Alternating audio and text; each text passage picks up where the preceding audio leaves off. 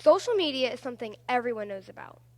No matter the age 10, 20, 30, or even 70 people everywhere attach to their phones and social media. Whether it's Facebook, Instagram, or Twitter, they're among some of the most influential aspects in life.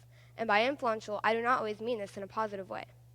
Many people on social media love to glamorize the idea of having hundreds of friends, many of whom they've never even met in person. What society really needs to check in on, instead of those friends 24/7, is the real world. Wow, isn't it amazing? There's actually a world out there apart from our phones. Who knew? The least bit of their considerations are, is social media benefiting me? Am I getting distracted? Or what will this do to my future? Instead, we are too worried about how many followers do I have or how many likes did this picture get. Social media is a chain reaction which leads to effects including lowering academic grades, a higher amount of bullying, and many people losing the ability to communicate or interact without a phone. It is understandable that school may not be your favorite part in life, whereas breaks from school naturally are. If those breaks are so desired, how would it be to lose them to night school, online schooling, or even the dreaded summer school? Statistics show that students using social media too often tend to have a GPA of 3.0 compared to a GPA of 3.8 for students who refrain from using any social media at all, found from top10socialmedia.com. A GPA is a big and very important part of getting into college. In other words, those who want to attend college and realize that colleges do look at your entire high school years are only limiting themselves to future career options. Additionally, many students on social media are now receiving 20% lower scores on their tests. The tests that we take, such as EOCs and SATs, are impacting us now more than ever, and decreasing scores are certainly not going to help. Not only do students have to worry about getting through school, but the targeting bullies who follow. The more modern our world gets, our lives do too. We are not only impacted now physically, but mentally as well. Social media opens up a world of possibilities for bullies to harass innocent people. On notebullying.com, I have found that embarrassing or damaging photographs taken without the knowledge or consent of the subject has been reported by 11% of adolescents and teens.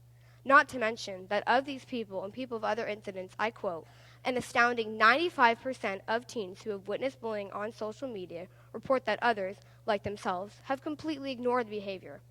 Furthermore, we not only have the excessive amounts of bullying and worsening academic grades, we have our world locked into an inability of any face-to-face communication.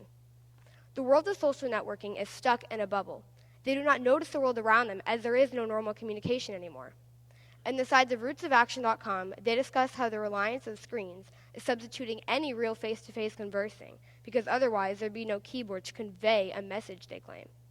No one is able to speak a thoughtful message anymore unless there is a screen to hide behind. In addition, it has been found that in the midst of many conversations, there has been a loss of any true emotion or even feeling because there's no emoji to express it. Social media has influenced many families, such as my own. For example, on any given day, my sister and my family will be at dinner. Then her phone goes off. In an immediate reaction, she races up and returns with the phone in her face in denial of having any real conversation. Social media may not always be what it seems.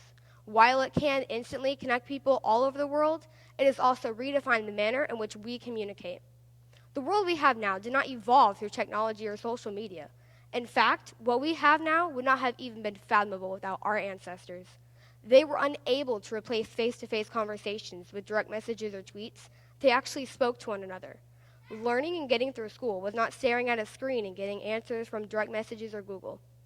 And bullying was not as serious of a problem then as it is now because social media allows the villains to remain invisible. Whether you look at it in this manner or not, the next time the thought of social media crosses your mind, stop and truly consider the impacts.